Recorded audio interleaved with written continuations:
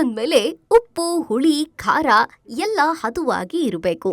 ಅಂದ್ರೇನೆ ಊಟಕ್ಕೆ ಒಂದು ಅದ್ಭುತವಾದ ರುಚಿ ಸಿಗೋದು.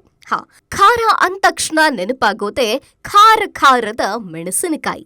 ಈ ಮೆಣಸಿನಕಾಯಿ ನಮ್ಮ ಅಡುಗೆ ಮನೆಗಳ ಅವಿಭಾಜ್ಯ ಅಂಗ. ಅದ್ರಲ್ಲೂ ಮಸಾಲೆ ಭರಿತ ತಿನಿಸುಗಳು ಬೇಕು ಅಂದ್ರೆ ಅದರಲ್ಲಿ ಸ್ವಲ್ಪ ಖಾರ ಹೆಚ್ಚಿಗೆನೆ ಇರಬೇಕು.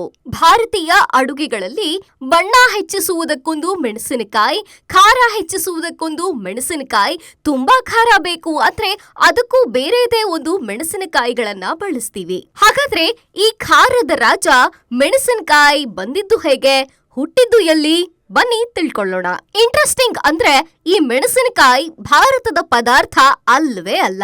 ಎಸ್, ಈ ಖಾರದ ರಾಜ ಮೆಣಸಿನಕಾಯಿಯ ಮೂಲ ಮಧ್ಯ ಅಮೆರಿಕ ಮತ್ತು ದಕ್ಷಿಣ ಅಮೆರಿಕ.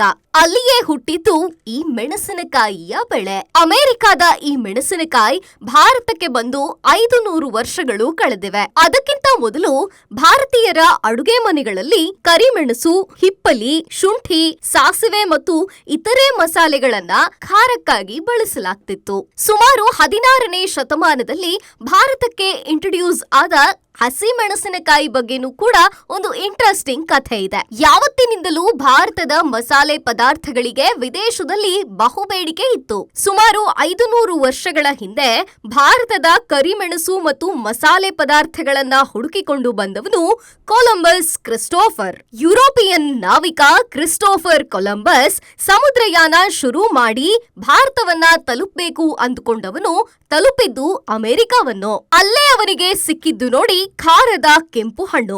ಅದು ಭಾರತದ ಕರಿಮೆಣಸಿನಷ್ಟೇ ಖಾರವಾಗಿತ್ತು. ಹಾಗಾಗಿ ಯುರೋಪಿಯನ್ನರು ಅದನ್ನ ಮೆಣಸಿನ ಹಣ್ಣು ಅಂತ ಕರೆದ್ರು. ಚಿಲ್ಲಿ ಪೆಪ್ಪರ್ ಎಂದು ಪ್ರಸಿದ್ಧಿಯಾಯಿತು. ಇನ್ನು ಈ ಖಾರದ ಹಣ್ಣು ಭಾರತಕ್ಕೆ ಬಂದಿದ್ದು ಪೋರ್ಚುಗೀಸರಿಂದ. 16ನೇ ಶತಮಾನದಲ್ಲಿ ಪೋರ್ಚುಗೀಸ್ ವ್ಯಾಪಾರಿಗಳು ಈ ಮೆಣಸಿನ ಹಣ್ಣನ್ನು ಪ್ರಪಂಚದಾದ್ಯಂತ ಕೊಂಡೊಯ್ಯುವ ಕೆಲಸ ಶುರು ಮಾಡಿದ್ರು. ಆಫ್ರಿಕಾ ಮತ್ತು ಏಷ್ಯಾದ ಮೂಲಕ ಪ್ರಯಾಣ ಬೆಳೆಸಿ ಈ ಖಾರದ ಹಣ್ಣು ಕೊನೆಗೂ ಭಾರತದ ಕರಾವಳಿ ಸೇರಿತು. ಮೊದಲಿಗೆ ಮೆಣಸಿನಕಾಯಿಯನ್ನು ಗೋವಾದಲ್ಲಿ ಬೆಳೆಯಲು ಆರಂಭ ಮಾಡಿದ್ರು. ತೀಕ್ಷ್ಣ ಖಾರ, ಗಾಢ ಬಣ್ಣ, ಬೆಳೆಯಲು ಸುಲಭವಾದ ಈ ಖಾರದ ಹಣ್ಣನ್ನ ಭಾರತ ಬಹು ಬೇಗನೆ ಒಪ್ಪಿಕೊಂಡು ಬಿಡ್ತು. 1 ಶತಮಾನದ ಒಳಗೆ ಗೋವಾದಿಂದ ಮೆಣಸಿನಕಾಯಿ ಇಡೀ ಭಾರತದಾದ್ಯಂತ ಹರಡಿತು. ಕರಾವಳಿಯಿಂದ ಹಿಡಿದು ಮಲೆನಾಡಿಗೂ ಉತ್ತರ ಪ್ರದೇಶಗಳಿಗೂ ಮೆಣಸಿನಕಾಯಿ ಭಾರತೀಯ ಅಡುಗೆ ಮನೆಗಳ ಅತ್ಯಗತ್ಯ ಖಾರವಾಗಿ ಬಿಡ್ತು.